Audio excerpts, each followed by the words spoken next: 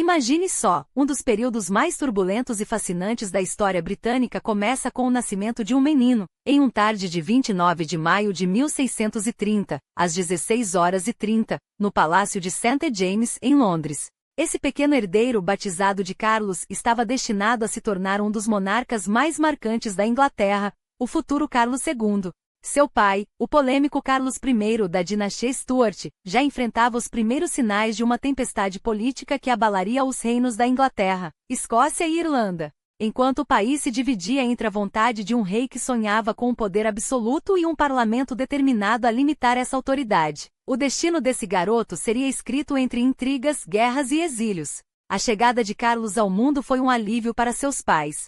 Sua mãe, a rainha Henriqueta Maria, irmã do poderoso Luís XIII da França e uma católica devota em uma corte protestante, havia sofrido a dor de perder um filho natimorto pouco antes. Mas a alegria durou. Em 1631, nasceram mais 2 herdeiros, Maria e Jaime, seguidos por outros filhos nos anos seguintes. Infelizmente, a tragédia voltaria a bater a porta da família real. Na década de 1640, 2 de seus irmãos morreriam ainda crianças e outros, como Isabel e Henrique, faleceriam na adolescência. Apesar das perdas, o jovem Carlos cresceu cercado de privilégios, recebendo desde cedo os títulos de Duque da Cornualha e Duque de Rothesay, como mandava a tradição para o herdeiro do trono inglês, um cargo que remontava ao século XIV. Sua educação foi meticulosamente planejada para formar não apenas um rei, mas um líder intelectual. Sob a tutela de figuras como William Cavendish, conde de Newcastle, e o Dr. Brian Duppa, reitor da Igreja de Cristo em Oxford, Carlos desenvolveu uma mente curiosa e aberta às inovações. Era um entusiasta das novas ciências que surgiam na época, um traço que o acompanharia por toda a vida. No entanto, enquanto ele absorvia conhecimentos, o reino de seu pai desmoronava. Carlos I insistia em impor uma versão moderada do protestantismo em todos os seus domínios, ignorando as profundas divisões religiosas que separavam anglicanos, presbiterianos e puritanos. Na Escócia, a resistência explodiu. Nobres clérigos e a população se rebelaram contra as tentativas do rei de uniformizar a fé, dando início às chamadas Guerras dos Bispos. O conflito foi o estupim de uma crise maior. Após 11 anos sem convocar o parlamento, Carlos I se viu obrigado a recorrer aos deputados em 1640, mas em vez de apoio, encontrou resistência. Sem fundos e sem aliados políticos, sua situação se tornou insustentável. Enquanto isso, os escoceses avançavam sobre o norte da Inglaterra, e os católicos irlandeses se revoltavam. Diante do caos, o rei tentou uma jogada desesperada: prender líderes parlamentares. O resultado? Uma guerra civil inevitável. Em agosto de 1642, a nação se dividiu entre realistas e parlamentaristas, e o jovem Carlos, com apenas 12 anos, viu seu mundo desabar. Com a guerra arrasando os 3 reinos, a família real foi forçada ao exílio. Carlos I, determinado a proteger seu herdeiro, enviou o príncipe para a Europa continental, onde ele encontraria refúgio na França e na República Holandesa. Esses anos no exterior não foram apenas um escape, mas uma escola de sobrevivência política. Enquanto seu pai lutava, e eventualmente perdia a cabeça em 1649, Carlos aprendeu a arte da negociação, usando sua posição como peão valioso nas manobras diplomáticas europeias. E foi nesse cenário de incertezas que um detalhe inesperado mudaria seu futuro: o noivado com uma princesa estrangeira, uma aliança que poderia ser a chave para recuperar o trono perdido. A história de Carlos II é a de um homem forjado entre o esplendor e a ruína, cujo reinado ainda ecoa como um símbolo de resiliência. Afinal, quem poderia imaginar que aquele menino, nascido em meio a conflitos religiosos e disputas de poder, se tornaria o Rei Alegre, restaurando a monarquia com charme e astúcia após anos de república puritana? Sua vida prova que mesmo nos momentos mais sombrios, o destino pode reservar reviravoltas surpreendentes. Imagine o cenário. A Europa inteira estendia suas mãos a Carlos como se dissesse: volte para a Grã-Bretanha se pudesse. Seria uma honra recebê-lo em uma aliança matrimonial com uma de nossas mais ilustres famílias. Afinal, os Stuart não eram qualquer linhagem, eram sangue azul entre os mais distintos da Europa, cortejados por reis e imperadores. Mas o destino, como sempre, tinha outros planos. Justamente quando as propostas de casamento chegavam com pompa e promessas, o movimento realista sofreu um golpe devastador na Batalha de Naseby, naquele verão de 1645. O rei, porém, ainda resistia. E foi então que Carlos I tomou uma decisão que mudaria tudo. Seu herdeiro, um jovem de apenas 15 anos, seria a última esperança da monarquia. Não era apenas um príncipe. Era o símbolo vivo de uma causa que se recusava a morrer. O conselho que o cercava? Uma assembleia de mentes brilhantes. O Duque de Richmond, Lord Colère e, acima de tudo, Edward Hyde, cujo papel seria tão crucial que a história o lembraria como o arquiteto da restauração. Mas a guerra não esperava por cerimônias. A vida era dura, os recursos escassos, e o rei, já acossado, viu-se obrigado a uma escolha dolorosa: enviar seu filho para a segurança da França, ao lado da rainha Henrietta Maria e dos irmãos. O exílio não foi uma fuga, mas uma estratégia. Enquanto a Inglaterra se afogava em sangue e divisões, Carlos aprendeu nas cortes europeias o que nenhum campo de batalha poderia ensinar: a arte da diplomacia, o peso das palavras e o valor da paciência. Até que, em 1648, a notícia chegou como um raio. Carlos I, após uma fuga malograda, havia sido capturado. O parlamento, agora nas mãos de homens como Cromwell, não buscava mais negociações, buscava um veredicto. E em 30 de janeiro de 1649, o impensável aconteceu. O rei foi executado. Não foi um julgamento, foi um espetáculo de poder, um aviso a todos que ousassem desafiar a nova ordem. A coroa, porém, não cairia no esquecimento.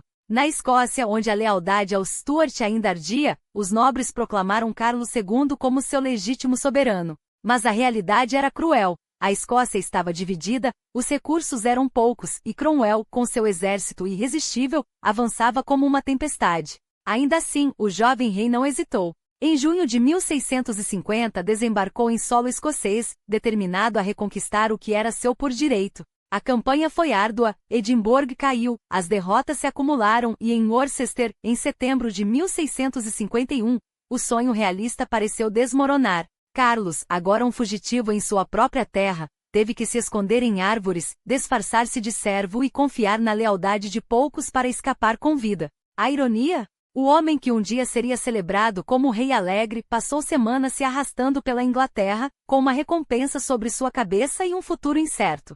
Sua estatura imponente, 1,85 metros, uma raridade na época, era tanto uma bênção quanto uma maldição, difícil de esconder, mas impossível de ignorar. Quando finalmente conseguiu embarcar para a França, a Europa assistia, fascinada, ao último ato de uma dinastia que se recusava a desaparecer. Enquanto isso, Cromwell consolidava seu poder. A República era um fato, mas a pergunta permanecia: por quanto tempo um país poderia viver sem seu rei? A resposta viria não com espadas, mas com o tempo e com a memória de um povo que, no fundo, nunca deixou de acreditar que a monarquia, como o próprio Carlos, estava apenas à espera do momento certo para renascer.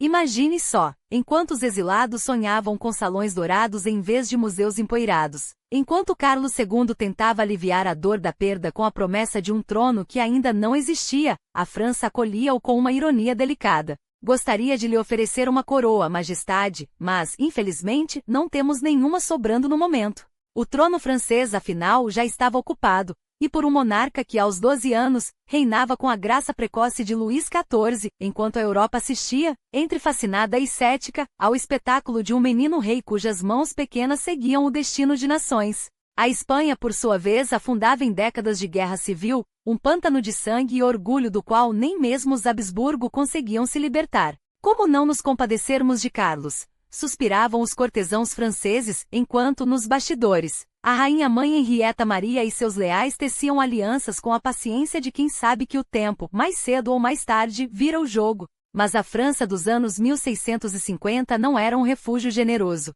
O governo de Mazarin, ocupado com suas próprias intrigas e guerras, mal tinha tempo para os problemas de um rei sem reino. A pensão de Henrietta Maria, a cortesia da família Arietta, era o que mantinha a corte exílica de pé, ou melhor dizendo, em constante movimento, saltando de uma cidade a outra como pássaro sem ninho. Bruxelas, Colônia, Spa, cada parada era uma nova esperança, um novo apelo aos príncipes europeus, uma nova tentativa de transformar simpatia em apoio concreto. Talvez os holandeses, talvez os espanhóis. Carlos, sempre charmoso, sempre persuasivo, escrevia cartas que misturavam humor e desesperança. Se a conversão ao catolicismo me render um exército, por que não? Brincava, enquanto o Papa e a Rainha-Mãe, cada um por seus motivos, torciam por seu retorno.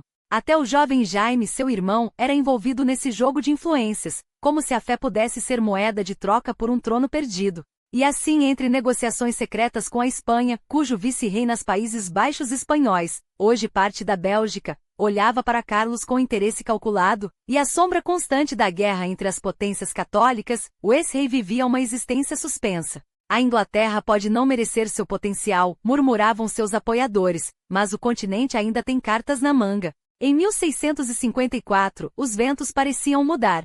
Os espanhóis, cansados de décadas de conflito, sinalizavam a abertura. Carlos, sempre pragmático, flertava com a ideia de uma invasão apoiada por Madrid. Se Londres não nos quer, que tal conquistá-la? Mas os planos esbarravam na realidade. A Commonwealth, apesar de suas fraturas, ainda se mantinha de pé. Oliver Cromwell, o homem que decapitou um rei, reinava absoluto, até que em setembro de 1658, a morte o levou também. E então, como num giro do destino, o impensável aconteceu. Richard Cromwell, seu filho, herdou o título de Lorde Protector, e provou ser tão capaz de governar quanto um barco sem leme. Em meses, o caos se instalou. O parlamento, humilhado e dividido, ressurgiu em 1659 como um fantasma do passado. E foi aí que a história deu sua volta mais audaciosa. Do norte, onde comandava as tropas, surgiu George Monk, um general de lealdades ambíguas, mas com um instinto aguçado para o momento certo. Basta de repúblicas, declarou, em tom que ecoava o cansaço de uma nação. É hora de trazer o rei de volta.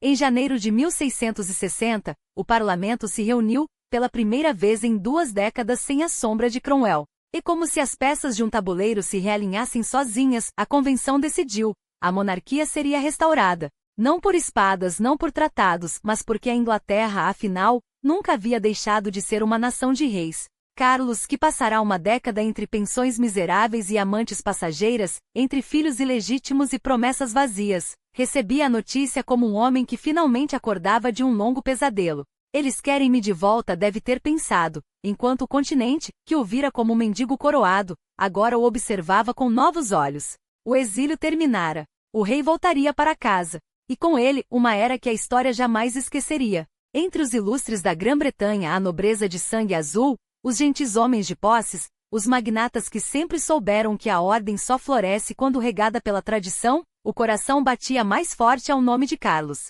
Não era apenas nostalgia. Era a certeza de que somente ele poderia devolver ao reino a grandeza que lhe fora arrebatada. Volte, majestade, sussurravam as cartas que cruzavam o canal, e restaure o que por direito é seu. E eles não estavam sozinhos. Até os mais humildes, cansados de uma década de puritanismo rígido e de um governo que trocara a pompa pela austeridade, erguiam os olhos na esperança. Depois de tantos anos de Deus e desolação, onde o riso era pecado e a alegria, uma heresia, eis que os céus pareciam sorrir. O rei voltaria. Foi nos turbulentos anos 1650 que os primeiros contatos discretos começaram. A corte Stuart, então reduzida a sombras em exílios europeus, recebia mensageiros que vinham com promessas e condições. Carlos, sempre astuto, sabia que não bastava desejar o trono, era preciso negociá-lo. E que concessões estaria disposto a fazer? A pergunta pairava no ar enquanto ele, entre taças de vinho e mapas desdobrados, ouvia seus conselheiros mais próximos.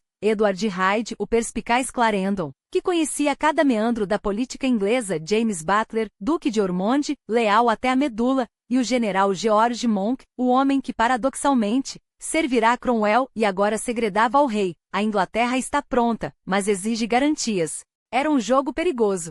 Cada palavra pesada, cada promessa calculada. Então veio a Declaração de Breda, redigida na elegante cidade holandesa que lhe emprestava o nome, em 4 de abril de 1660. Um documento que não era apenas um manifesto. Era uma ponte de ouro estendida sobre o abismo da Guerra Civil. Carlos, com a pena na mão, traçava as linhas que mudariam a história. Anistia geral para os inimigos de ontem, sim, até para aqueles que mancharam as mãos com o sangue de seu pai. Embora esses, ele soubesse, jamais esqueceria a liberdade de culto, ou pelo menos a promessa dela, para anglicanos, puritanos, presbiterianos, desde que não perturbassem a ordem, e claro, a restauração da monarquia, não como um fardo, mas como um pacto. Um reino onde a lei seja justa, a fé tolerada e a prosperidade compartilhada, escrevia, enquanto no fundo de sua mente ecoava a lição amarga de seu pai. Um rei não pode governar sem o parlamento, mas também não pode deixar que o parlamento o governe. Mas havia um detalhe delicado, uma ferida aberta. Os regicidas, aqueles que assinaram a sentença de morte de Carlos I em 1649. Como perdoar o imperdoável? A declaração era vaga o suficiente para acalmar os ânimos, mas todos sabiam que a vingança, quando chegasse, seria seletiva. E quanto aos católicos? Esses eram o elefante na sala. Carlos, em seu ímpeto de reconciliação, insinuava que até eles teriam seu lugar, desde que discretamente. Os puritanos, é claro, torceram o nariz. Tolerância era uma coisa, dar aos papistas o mesmo espaço que eles haviam negado aos outros era outra bem diferente. Mas o rei, mestre na arte do equilíbrio, deixava a porta entreaberta. O tempo dirá deve ter pensado, enquanto seus emissários espalhavam cópias da declaração por Londres, Edimburgo e Dublin. E então o momento chegou. Em 8 de maio de 1660, o Parlamento da Convenção, aquele mesmo corpo que, sob a batuta de Monk, decidirá que a Inglaterra precisava de um rei, proclamou solenemente: Carlos II era o legítimo soberano. A notícia correu como fogo em palha seca. Em 25 de maio, o exílio terminou. O navio real atracou em Dover, e quando Carlos pisou em solo inglês, foi como se o próprio destino suspirasse de alívio. O que se seguiu não foi uma chegada, foi uma apoteose. Uma procissão triunfal até Londres, ruas forradas de flores e multidões que gritavam até ficarem roucas. Em 29 e 30 de maio, a capital parou. O rei, finalmente em casa, era recebido não como um estranho, mas como filho pródigo que voltará para redimir a nação. A coroação oficial demoraria, só viria em abril de 1661, quando a pompa de Westminster Abbey lembraria a todos que a monarquia não era um mero símbolo, mas o eixo em torno do qual a Grã-Bretanha girava. Mas naquele verão de 1660, pouco importava. O Commonwealth era história. A era da restauração começava e com ela a promessa de que os erros do passado, as guerras, as divisões, o sangue derramado poderiam, afinal, ser enterrados sob o peso de uma nova ordem. Ou pelo menos era o que todos esperavam. Mas se a restauração prometia ordem, a realidade era um tabuleiro de xadrez onde cada peça se movia com suas próprias regras. E nem todas estavam dispostas a se curvar ao rei recém-coroado. A Inglaterra de Carlos II não era um reino unificado em adoração, mas um campo minado de tensões mal resolvidas, onde a coroa, o parlamento e as forças religiosas disputavam cada palmo de poder como se o passado não tivesse ensinado nada. E no centro dessa tempestade estava o próprio monarca, um homem que havia aprendido no exílio e na humilhação, que reinar não era apenas sentar-se em um trono, mas negociar com fantasmas. O fantasma de Cromwell, cujas leis ainda ecoavam nos estatutos. O fantasma de um parlamento que, embora dissolver a si mesmo em 1653, agora ressurgia como Cavalier Parlamente, um nome que soava a lealdade, mas escondia dentes afiados. Eles se reuniram em maio de 1661, não como súditos passivos, mas como herdeiros de uma década de radicalismo, dispostos a moldar a restauração à sua imagem. 18 anos se passariam antes que essa assembleia se dispersasse, tempo suficiente para provar que a monarquia restaurada não seria um retorno ao passado, mas uma nova batalha por controle. E quem melhor para guiar esse navio em águas traiçoeiras do que Edward Hyde, o conde de Clarendon? Um homem que havia sido conselheiro de Carlos I, cunhado de Carlos II e arquiteto da Declaração de Breda, aquele documento cuidadosamente costurado que prometera tolerância religiosa e perdão aos inimigos de ontem. Clarendon era a ponte entre o rei e um reino dividido, um estrategista que entendia que a restauração não poderia ser apenas um espetáculo de pompa, mas um exercício de equilíbrio precário. Sob sua batuta, o governo moveu-se com cálculo. A Lei da Uniformidade de 1662 impôs o Book of Common Prayer como liturgia oficial, um golpe contra os puritanos que sonhavam com uma igreja pura das tradições católicas. O ato corporativo de 1661 exigiu juramentos de lealdade à coroa, purgando os cargos públicos de dissidentes. Era a tentativa de forjar uma nação una, ou ao menos, de silenciar as vozes que ameaçavam desuni-la. Mas a Inglaterra não era o único reino sob o cetro de Carlos II. A Escócia, governada pela austera Igreja Presbiteriana, olhava com desconfiança para um monarca que, em seu exílio francês, havia se inclinado demais aos rituais católicos. E a Irlanda? A Irlanda era uma ferida aberta. Nas décadas de 1640 e 1650, os partidários dos Stuart haviam perdido terras para os vencedores puritanos do Commonwealth, que distribuíram propriedades como despojos de guerra. Agora, com a restauração, os antigos donos voltavam com documentos empunhados, reclamando o que consideravam seu por direito divino. O governo de Carlos II enfrentava um dilema: devolver as terras e alienar os novos proprietários, muitos deles soldados leais à coroa, ou manter o status quo e trair aqueles que haviam lutado por ele. A solução, como sempre, foi um meio-termo instável, uma colcha de retalhos de concessões que deixaria ambos os lados insatisfeitos. E enquanto Clarendon tecia suas alianças políticas, a corte de Carlos II florescia como um jardim de delícias e de escândalos. O rei alegre não era apenas um título, era um estilo de vida. Após anos de austeridade puritana, a nobreza mergulhou em excessos que fariam até os romanos corar. Banquetes que duravam dias, vinho derramado como água, amantes exibidas como troféus. Os poetas da corte, como o infame conde de Rochester, transformavam a libertinagem em arte, enquanto os salões de Westminster, irônicos em seus nomes Heaven, Purgatório e Hell, tornavam-se palcos para intrigas e devassidão. Era a antítese perfeita do puritanismo, uma celebração hedonista que mascarava, ou talvez revelava, a fragilidade da nova ordem. Porque sob a superfície de risos e taças transbordantes, as rachaduras persistiam. Os quintomonarquistas, radicalizados pela profecia de que Cristo retornaria para governar a terra, ainda murmuravam contra a monarquia. Os católicos, embora tolerados em privado, sabiam que um passo em falso poderia reacender a fogueira da perseguição. E o parlamento, mesmo aquele cheio de cavalheiros leais, não havia esquecido que o poder absoluto corrompe, e que um rei que governava por decreto, como Carlos I fizera, poderia facilmente se tornar um tirano. Clarendon, porém, não veria o desfecho dessa história. Os ventos políticos mudaram na metade da década de 1660, e o homem que ajudara a restaurar a monarquia foi varrido para o exílio, substituído por um sistema de governo mais fragmentado, onde nobres como Thomas Osborne, o futuro conde de Danby, passariam a ditar o ritmo. A era da restauração, afinal, não seria um conto de fadas com final feliz, mas um jogo de poder onde cada jogada poderia levar ao triunfo ou ao desastre. E Carlos II, o rei que sorria enquanto dançava no fio da navalha, sabia disso melhor do que ninguém. Mas nem só de intrigas políticas e jogos de poder se fez a restauração. Enquanto os salões do palácio fervilhavam com alianças e traições, nas ruas de Londres e nos gabinetes dos sábios, uma revolução silenciosa tomava forma, uma que redefiniria não apenas o destino da Inglaterra, mas o curso da própria humanidade. Carlos II, o rei que muitos pintavam como um hedonista frívolo, revelava-se, na verdade, um patrono astuto de uma era que ousava desafiar os limites do conhecido. E foi sob seu reinado que a ciência, a arte e o comércio floresceram como nunca antes, transformando a Inglaterra em um farol de inovação em um continente ainda atolado em dogmas. Imagine o cenário. As cortinas dos teatros se abriam para comédias ousadas, onde o riso se misturava à sátira social, e os palcos, outrora calados pela mão pesada dos puritanos, agora vibravam com a genialidade de um John Dryden ou a irreverência de uma Afra B, a primeira mulher a viver da pena na Inglaterra. Sim, ela existiu, e seu talento não apenas quebrou barreiras como provou que o espírito da restauração não conhecia gênero. Enquanto os atores, finalmente livres para interpretar papéis femininos sem o disfarce de jovens rapazes, davam vida a personagens que escandalizavam e encantavam, a literatura ingressava em uma era dourada. Paradise Lost de Milton ergueu-se como um monumento à complexidade teológica, enquanto The Pilgrim's Progress de Bunyan conquistava corações com sua jornada alegórica.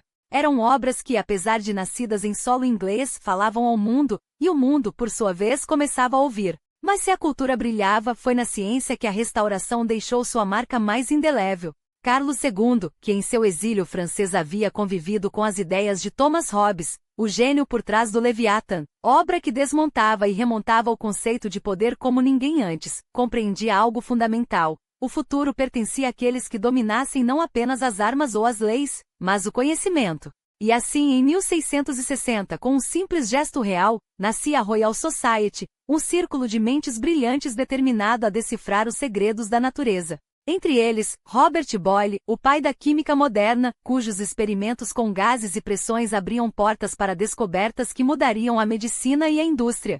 Ou Timothy Clark, cujas dissecações anatômicas desafiavam tabus e iluminavam os mistérios do corpo humano. E não podemos esquecer de Robert Hooke, cujo microscópio revelou um universo invisível aos olhos, um mundo de células, insetos e estruturas que provavam. A criação era muito mais intrincada do que qualquer teólogo ousara sonhar. Enquanto isso, nos observatórios e laboratórios improvisados, telescópios apontavam para os céus, e cálculos matemáticos começavam a desvendar as leis que regiam os planetas. Era uma época em que a Inglaterra, antes um player secundário no tabuleiro científico europeu, agora disputava a liderança com potências como a Holanda e a França. E embora Carlos II não vivesse para ver Isaac Newton publicar seus Princípios Matemáticos da Filosofia Natural em 1687, obra que reescreveria a física para sempre, foi sob seu reinado que as sementes dessa revolução foram plantadas. A restauração não era apenas sobre restaurar uma monarquia, era sobre reinventar um país.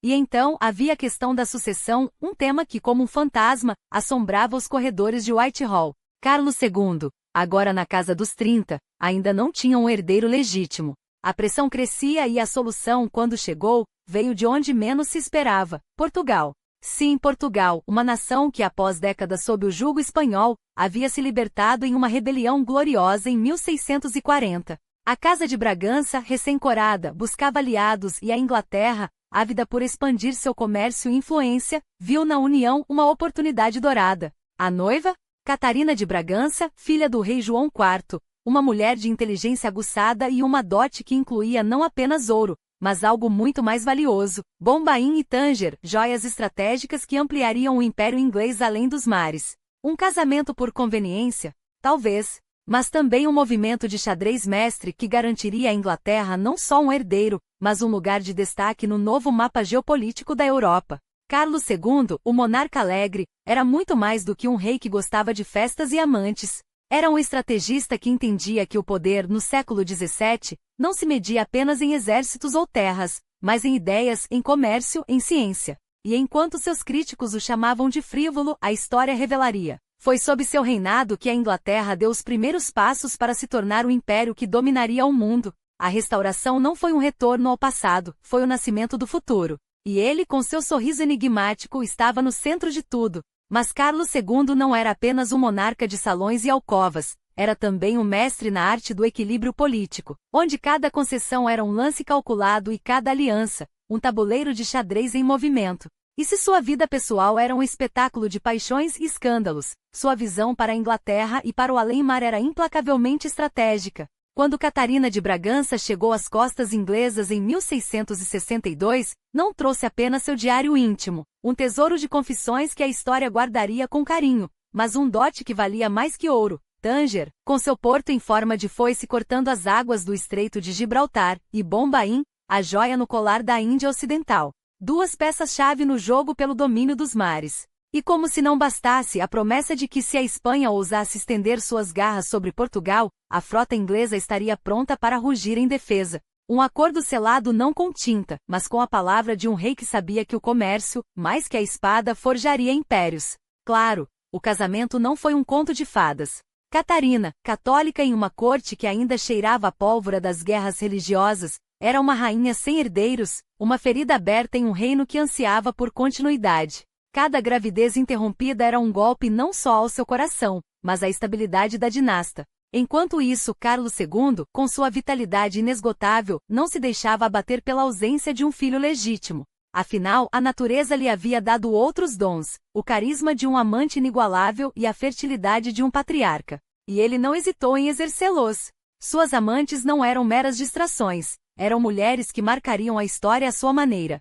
Bárbara Palmer, a mais famosa delas, não se contentou em ser a sombra do rei, ela queria ser luz própria. Filha de uma família com raízes na corte de Carlos I, Bárbara não apenas conquistou o leito real como transformou sua influência em poder. Duquesa de Cleveland, mãe de 5 filhos bastardos que carregariam o sobrenome Fitzroy, filho do rei, ela era a prova viva de que na Inglaterra de Carlos II, até o escândalo podia ser nobre. Seus filhos, como Charles Fitzroy, futuro duque de Southampton aos 13 anos, não eram apenas frutos do desejo, mas peças em um jogo maior, alianças forjadas em sangue, títulos distribuídos como moedas de troca, lealdades compradas com afeto e ouro.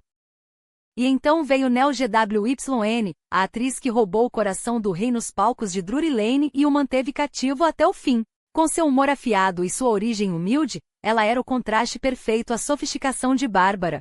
Quando Nell deu à luz 2 filhos, Charles e James, o rei não os escondeu, deu-lhes o sobrenome Beauclerk. como se quisesse que o mundo soubesse que até seus bastardos nasciam com estilo. E quando o pequeno Charles Beauclerk cresceu, herdaria não só o título de Duque de St. Albans, mas o legado de um pai que nunca o tratou como menos que um príncipe. Mas se as amantes de Carlos II eram estrelas em sua corte, Louise de Carolyle, a francesa, foi um cometa. Enviada como espiã ou diplomata e ninguém tinha certeza. Ela se tornou sua favorita nos anos 1770, presenteando-o com outro filho, Charles Lennox, que mais tarde seria Duque de Richmond. Uma ironia deliciosa. Enquanto a Inglaterra e a França se encaravam como rivais, o rei inglês criava um herdeiro de sangue francês em seu próprio palácio. E assim, entre contratos matrimoniais fracassados e uma prole bastarda que enchia os salões de Westminster, Carlos II construía algo mais duradouro que castelos, uma rede de lealdades. Seus filhos ilegítimos não eram vergonhas a serem escondidas, mas extensões de seu poder. Títulos, terras, casamentos arranjados. Cada um deles era um nó em uma teia que se estendia da corte aos portos, dos teatros aos campos de batalha. Mas enquanto a Inglaterra florescia sob seu reinado, do outro lado do mar a situação era um barril de pólvora. A Irlanda, ainda ferida pelas cicatrizes de Cromwell, era um quebra-cabeça de terras confiscadas, ódios antigos e lealdades divididas.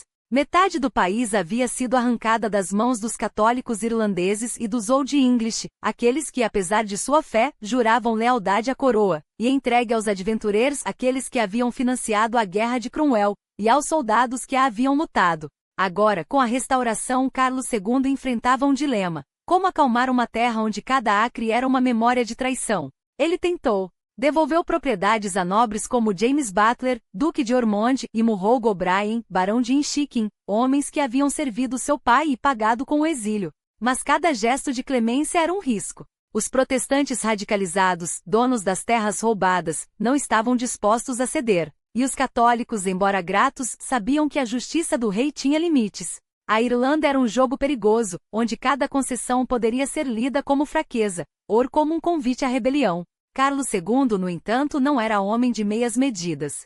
Se não podia devolver tudo, pelo menos garantiria que a lealdade fosse recompensada. E se a Irlanda continuava um barril de pólvora, ele preferia ser quem segurava o pavio. Afinal, um rei que conseguia governar um harém de amantes, uma corte de intrigas e um império em expansão não se intimidaria com uma ilha rebelde. O problema é que na política como no amor, até os melhores estrategistas podem subestimar o fogo que acendem. E a Irlanda, como Carlos II logo descobriria, não era uma amante a ser conquistada com sorrisos e promessas. Era uma noiva teimosa e o dote que ela exigia era sangue. Mas a história não se escreve apenas com chamas e pragas, ela se forja também nas cinzas do que ficou para trás. E se Carlos II pensava que a Irlanda era uma noiva teimosa, Londres, em 1665, revelou-se uma amante traída pela própria carne. A peixe negra, aquela velha conhecida que há séculos assombrava a Europa como um espectro faminto, voltou com fome de vingança. Não era mais a ceifadora medieval que dizimava um terço do continente em anos de terror, agora, era uma assassina seletiva, que escolhia suas vítimas entre o suor e a promiscuidade das ruas lotadas de uma cidade que crescia demais, rápido demais. Londres, com seus 400.000 habitantes amontoados em becos e tabernas, era o banquete perfeito. O primeiro prato foi servido em St. Giles, aquele bairro onde a miséria e o pecado dançavam de mãos dadas. Um inchaço aqui, uma mancha negra ali, e de repente, os corpos começaram a se empilhar mais rápido do que os coveiros podiam enterrá-los. Em setembro de 1665 a cidade exalava morte, 7.000 almas por semana, engolidas por uma doença que não fazia acepção de sangue azul ou esgoto. A corte, é claro, fugiu. Carlos II e seus nobres buscaram refúgio no campo, onde o ar ainda cheirava a rosas e não a carne podre. Mas o povo ficou, porque quando se é pobre não há campo para onde correr. E então, como se o céu quisesse provar que o inferno tinha pressa, veio o fogo. 2 de setembro de 1666, uma noite como qualquer outra, até não ser. Um padeiro em Pudding Lane, talvez descuidado, talvez azarado, deixou suas brasas acesas demais. O vento, sempre cúmplice dos grandes desastres, soprou forte. E Londres, feita de madeira e orgulho, ardeu como um pavio. Sir Thomas Bloodworth, o prefeito, hesitou quando deveria ter agido. Uma mulher pode mijar nisso e apagar, teriam dito-lhe. Mas o fogo não é uma brincadeira de taberna. É um dragão, e uma vez solto devora tudo. 4 dias. Foi o que bastou para reduzir a cinzas a cidade que sobrevira à peste. Saint-Paul's, aquela catedral que desafiava o céu, desabou como um gigante de papel. 13.000 casas, 8.000 lojas, o coração comercial de um império, tudo virou carvão. Os que podiam fugiram, os que não podiam, choraram. Mas Londres, como uma fênix bêbada e teimosa, não ia se deixar vencer. Porque quando se está no fundo do poço, só há um caminho: reconstruir. E reconstruir com estilo. Carlos II, que já aprenderá a lição com a Irlanda, não ia deixar sua capital apodrecer em lamentações. Fire Courts foram criadas para resolver disputas de terra antes que os sobreviventes se matassem por um pedaço de chão carbonizado. Leis novas, planos novos, uma cidade nova, esta vez de pedra e tijolo, para que o fogo pensasse 2 vezes antes de voltar. E enquanto os nobres discutiam quem pagaria a conta, o povo mais uma vez arrumou as mangas. Porque Londres não era só uma cidade, era uma ideia. E ideias como reis e revoluções não queimam tão fácil. Mas a história, é claro, não termina aqui. Porque quando as cinzas esmorecem, o que fica não é só a memória do desastre, é a semente do que vem depois. E no caso de Carlos II, o que vinha depois era uma corte mais brilhante, uma cidade mais forte, e um império que, contra tudo e todos, ainda tinha fôlego para dançar. Afinal, como dizem os poetas, após a tempestade vem a bonança. E se a bonança demorar? Bem, sempre há mais vinho. E aqui está o momento em que a história se curva não pela força do fogo, mas pela astúcia dos homens. Carlos II não era apenas um rei de títulos e terras. Era um estrategista que via além das cinzas. Enquanto Londres renascia das chamas sob as mãos de Christopher Wren, com suas cúpulas audazes e colunas que desafiavam o céu, o monarca tece outra obra-prima, a arte da diplomacia. Porque reconstruir uma cidade é uma coisa, reconstruir um império é outra. Imagine só, as ruas medievais de Londres, labirintos de pedra e memória, cedendo lugar a uma metrópole planejada, onde cada pedra falava de resiliência. E no centro disso tudo, a nova Catedral de São Paulo, não mais uma sombra do passado, mas um grito de defiança ao futuro. Um monumento que não apenas lembrava o fogo, mas celebrava a capacidade de renascer. E ali, erguida como um dedo apontando para os céus, a coluna do grande incêndio, 200 toneladas de mármore dórico. Um lembrete eterno de que até as tragédias mais devastadoras podem ser transformadas em arte. Mas enquanto a pedra ganhava forma, o tabuleiro europeu se movia. A Espanha, outrora titã, agora cambaleava, e a França de Luís XIV, ávida e implacável, estendia suas garras sobre o continente. Carlos II sabia que a Inglaterra não poderia ficar à margem. Era a hora de escolher, ser espectador ou jogador. E ele, claro, preferia as cartas na mão. A Holanda, essa potência comercial que desafiava os mares com seus navios e o mercado com seu ouro, era o alvo e o rival. 2 guerras já haviam sido travadas, 2 batalhas onde o orgulho e o comércio se misturavam como pólvora. Em 1664, Nova Amsterdã caiu nas mãos inglesas, rebatizada em homenagem ao irmão do rei, Nova York. Um troféu. Mas a guerra não termina quando o canhão cala. Ela apenas muda de forma. E então veio 1667. Junho. O Canal da Mancha, testemunha silenciosa de uma humilhação que ecoaria por décadas. A frota holandesa, audaz, ancorou em Chatham e queimou os navios ingleses como se fossem palha. Um golpe tão ousado que até Luís XIV deve ter sorrido no seu palácio dourado. Carlos II, o rei que dançava entre alianças, viu-se forçado a sentar à mesa das negociações. O Tratado de Breda foi assinado e, embora os holandeses saíssem vitoriosos no papel, a Inglaterra guardou suas joias, Nova York, os lucros do comércio, e, acima de tudo, a lição de que a guerra não se ganha só com canhões, mas com alianças bem costuradas. E foi aí que a genialidade de Carlos II brilhou. Porque se não podia vencer os holandeses sozinho, por que não recrutar um aliado mais poderoso? Luís XIV, o Rei Sol, estava disposto a pagar, literalmente, pela chance de esmagar a Holanda. Em 1670, o Tratado Secreto de Dover foi selado. Dinheiro francês para uma guerra inglesa e, em troca, a promessa de uma conversão católica que nunca veio. Afinal, um rei sabe que algumas promessas são feitas para serem quebradas. Mas o jogo estava lançado. A Inglaterra e a França, mãos dadas contra a Holanda, enquanto o mundo assistia, entre fascinado e horrorizado. Porque a política, como fogo, consome tudo, até os aliados de ontem. E Carlos II, mestre nesse tabuleiro, sabia que o verdadeiro poder não estava em vencer todas as batalhas, mas em garantir que no final, a coroa ainda brilhasse. Mesmo que para isso fosse preciso dançar com o diabo ou com Luís XIV. Era o primeiro movimento de um xadrez sangrento. A Holanda, outrora intocável, viu-se agora cercada por dois dos mais vorazes impérios da Europa, a Inglaterra de Carlos II e a França de Luís XIV, o Rei Sol, cujo apetite por território não conhecia limites.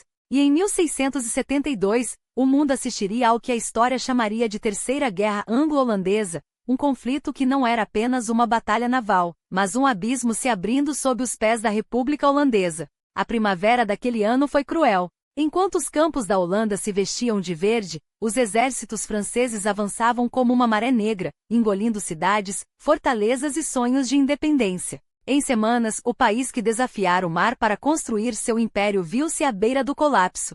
Os holandeses, mestres do comércio e da navegação, agora lutavam pela própria sobrevivência. E Carlos II?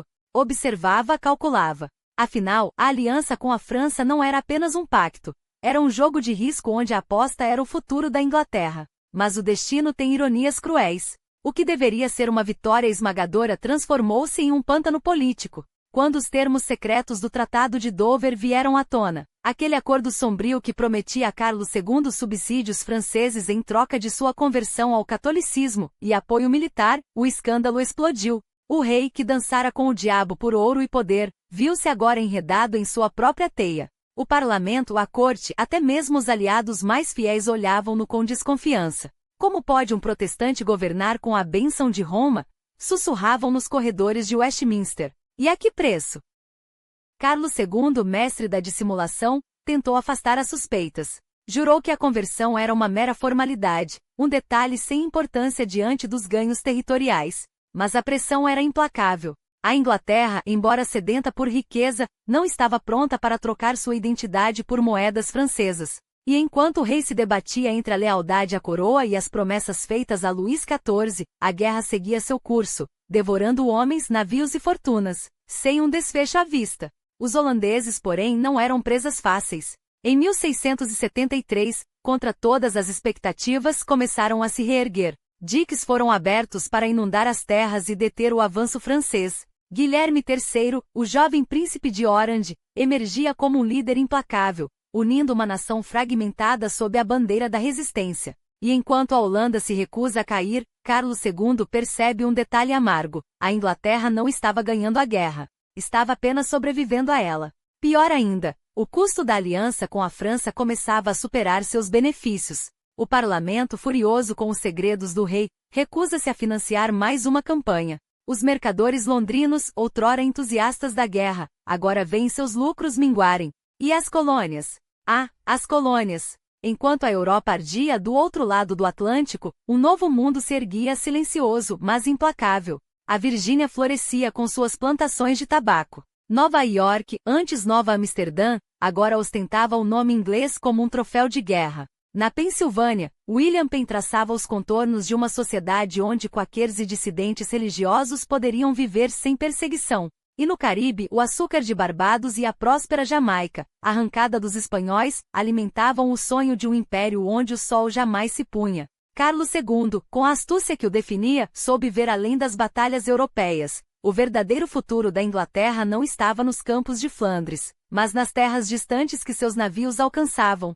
Mas a história, como sempre, tem seus reveses. Enquanto o rei sonhava com o Império Transatlântico em casa, as conspirações fermentavam. 1678 traria consigo um dos episódios mais sombrios de seu reinado, a conspiração papista, um pesadelo tecido com fios de paranoia, traição e histeria coletiva. Tito Zoates, um clérigo expulsado da igreja, e Israel Tonge, um fanático puritano, uniram forças para forjar uma trama tão absurda quanto letal. Eles juravam que os jesuítas planejavam assassinar o rei, queimar Londres e entregar a Inglaterra a Roma. A mentira pegou fogo. Em meses, dezenas de católicos foram executados.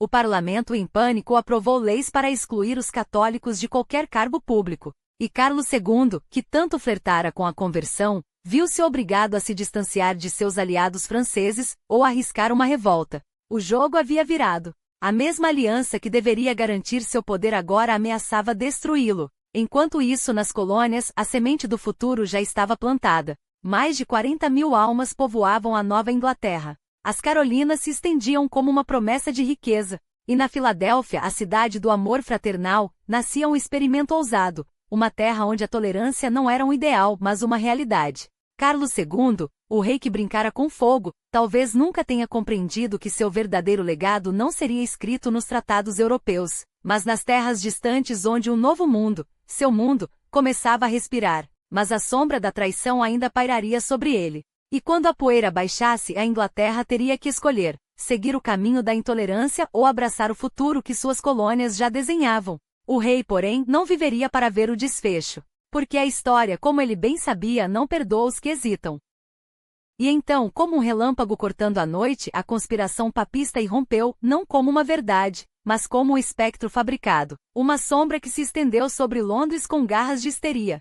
Quando as notícias chegaram aos ouvidos do rei, sua reação não foi de fúria, mas de uma calma perturbadora, como quem já pressentia o jogo sujo da história. Ele sabia, a Inglaterra não precisava de provas para acreditar no medo. Bastava um sussurro, um nome lançado ao vento, e a nação inteira se transformaria em caçadora de fantasmas. E assim foi. Nas semanas que se seguiram, o país mergulhou em uma febre coletiva. Tribunais se encheram de acusações vazias, nobres católicos foram arrastados como traidores, e até a própria rainha, Catarina de Bragança, cuja única culpa era a fé que carregava no peito, virou alvo de uma farsa grotesca. Alta traição, gritavam. Como se a bondade de uma mulher pudesse ser apagada por um título inventado. Como se o amor que ela dedicara a um reino ingrato valesse menos que o ódio fácil. Charles assistia a tudo, os dedos crispados em torno do cetro, sabendo que cada mentira proferida era mais uma lasca a solapar seu legado. Mas a ironia era cruel. Enquanto a corte se afogava em paranoia, o verdadeiro perigo não vinha de Roma, e sim da própria casa do rei. James, seu irmão, seu herdeiro, um homem cuja fé era um estandarte e cuja teimosia seria sua ruína. Os anos haviam passado, e a rainha não dera à luz um filho legítimo. Os bastardos de Charles enchiam os salões de risadas, mas nenhum deles poderia herdar a coroa. A sucessão era uma bomba de pavio curto, e o parlamento, agora intoxicado pelo veneno do pop plot, não pretendia esperar pela explosão. Os Whigs, esses novos arautos da liberdade, viam em James um monstro a ser exterminado antes mesmo que subisse ao trono. Os Tories, fiéis à coroa até a medula, defendiam-no com unhas e dentes, como se a lealdade pudesse apagar o fato de que um rei católico era uma afronta à Inglaterra protestante. E no meio desse turbilhão, um nome ecoava como um presságio: William de Orange. O genro de James, o protestante impecável, o homem que já olhava para a coroa inglesa como se fosse sua por direito divino. Charles, o estrategista, o sobrevivente, tentou conter o fogo. Dissolveu o Cavalier Parlamente, convocou o habeas corpus, uma jogada mestre para acalmar os ânimos, mas também um reconhecimento silencioso de que o jogo estava perdido. A crise de exclusão foi adiada, não resolvida. E quando o rei finalmente fechou os olhos, em 1685, deixou para trás um reino dividido, um irmão no trono e uma tempestade prestes a desabar. James II subiu ao poder como um homem marcado. Seu catolicismo não era um detalhe, era uma declaração de guerra. Em menos de um ano, a Inglaterra entenderia que a tolerância tinha limites, e que um rei que se ajoelhava diante de Roma não poderia reinar sobre Londres. As sementes da revolução já estavam plantadas. E quando o vento mudasse, seria William, o protestante, o estrangeiro, o salvador, quem colheria os frutos. A história, afinal, não se escreve com hesitação. Escreve-se com sangue, com escolhas e, acima de tudo, com a certeza de que aqueles que não aprendem com o passado estão condenados a repetir seus erros. E a Inglaterra, mais uma vez, estava prestes a provar isso. O destino, porém, tem um senso de ironia afiado como uma lâmina. Enquanto os conspiradores da Rye House teciam seus planos nas sombras, sonhando com o sangue real derramado em nome da liberdade, o próprio rei, Charles II, ria-se da fragilidade humana em seus aposentos privados. Um homem que sobreviveu a guerras, exílios e traições, que governou com a astúcia de um jogador de cartas e o cinismo de um filósofo, seria derrubado não por uma adaga ou um motim, mas pela traição silenciosa de seu próprio corpo.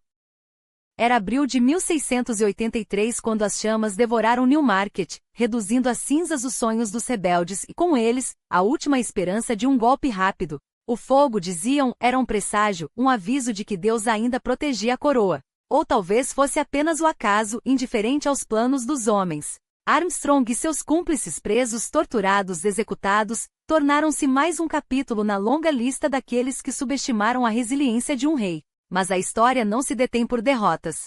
Ela apenas aguarda o próximo movimento. E então, veio fevereiro de 1685. Charles, o Merry Monarch, o homem que parecia imune ao tempo, sucumbiu em 4 dias. Uma convulsão ao amanhecer, um corpo que se recusava a obedecer, rins envenenados por anos de excessos, vinho, mulheres e a arte perigosa de governar. Os médicos, desesperados, tentaram sangrá-lo, como se o mal pudesse ser drenado junto com seu sangue. Mas a ciência da época era tão cega quanto a fé dos seus súditos. Alguns sussurraram veneno, afinal, um rei com tantos inimigos não morre por acaso. Outros, como o fiel Sir Charles Carbourg, insistiram em uma verdade mais prosaica. O corpo do rei, afinal, era mortal. A autopsia revelou a crueldade da natureza, ureia corrompendo suas entranhas, uma morte lenta e indignada para um homem que viverá tão intensamente. Mas a ironia não terminava aí. Enquanto o povo chorava ou celebrava em segredo, enquanto o Vax efígie de Buchel era colocado na abadia de Westminster, um fantasma de cera para substituir o homem de carne, um segredo morria com Charles. Em seus últimos momentos, ele se converteu.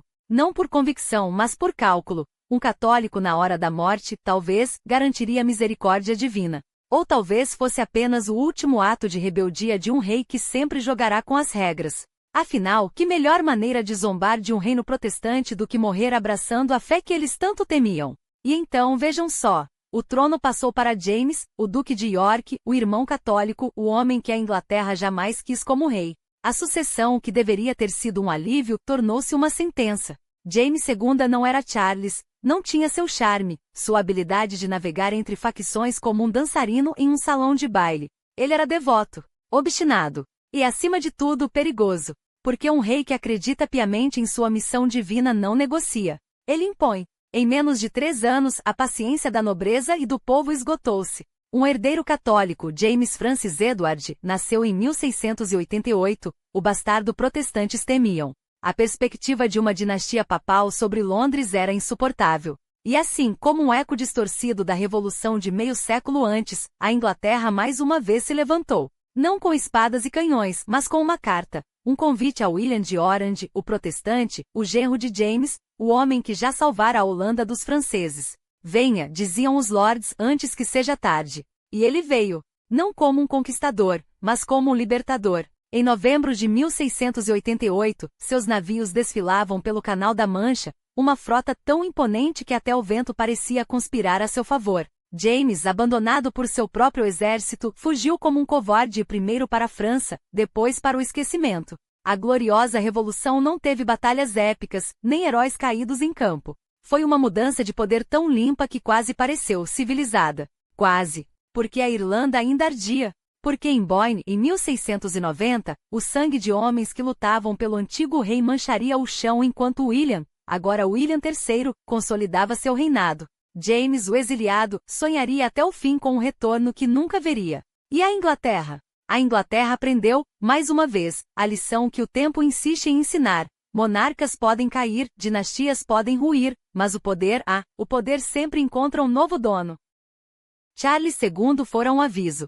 James II, uma advertência. E William? Ele era a resposta. Não um rei por direito divino, mas por conveniência. Um homem escolhido não por Deus, mas por homens que finalmente entenderam que a coroa não era um presente, era um contrato. E assim, enquanto o século XVII se encerrava em chamas e cinzas, a Inglaterra olhava para a frente. Não mais como súditos, mas como donos de seu próprio destino. Porque a verdadeira revolução não estava nos golpes de Estado ou nas batalhas. Estava na ideia perigosa e irresistível de que um povo poderia, afinal, escolher seus reis. E que, se necessário, poderia descartá-los também. Mas a verdadeira magia de Carlos II não estava apenas em sua habilidade de sobreviver, estava em sua capacidade de transformar o caos em oportunidade. Enquanto a Europa se desgarrava em guerras de religião e disputas dinásticas, a Inglaterra, sob seu reinado, flertuava com uma nova identidade, a de uma nação que não apenas resistia, mas se inventava. Imagine só, um rei que após anos de exílio retorna não como um tirano, mas como um anfitrião.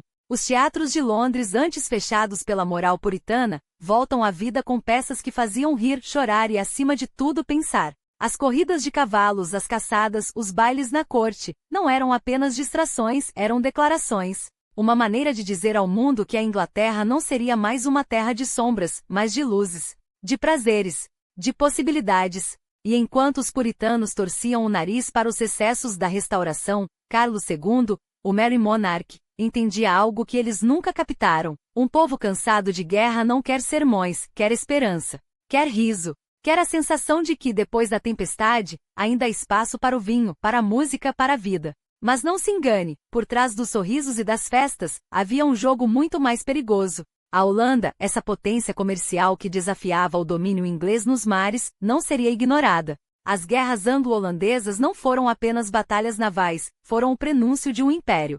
Cada navio capturado, cada rota comercial assegurada, era um tijolo na construção de algo maior, a Inglaterra como a potência marítima do século. E Carlos II, com sua astúcia, soube jogar esse jogo melhor do que qualquer um.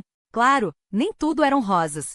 O pop plot, essa farsa inventada para alimentar o medo protestante, mostrou como o ódio ainda fervilhava sob a superfície. A crise da exclusão, a ameaça de uma nova guerra civil, o fantasma de um irmão católico no trono. Tudo isso provava que a Inglaterra ainda dançava na corda bamba entre o passado e o futuro. Mas era justamente nessa tensão que Carlos II se movia com maestria. Ele não era um rei perfeito. Era um rei necessário. Porque no fim das contas, a restauração não foi sobre restaurar o que estava quebrado, foi sobre provar que uma nação poderia se reinventar. Que um rei poderia ser, ao mesmo tempo, um diplomata, um estrategista e um símbolo de que depois da noite, sempre vem a aurora. E se hoje olhamos para trás e perguntamos, foi um reinado frívolo? A resposta está nas colônias que se expandiram, nos navios que sulcaram os oceanos, nas ideias que sobreviveram à censura. Carlos II não governou com um cetro de ferro, governou com um copo de vinho em uma mão e um mapa do mundo na outra. E isso, meu caro, não é frivolidade. É genialidade.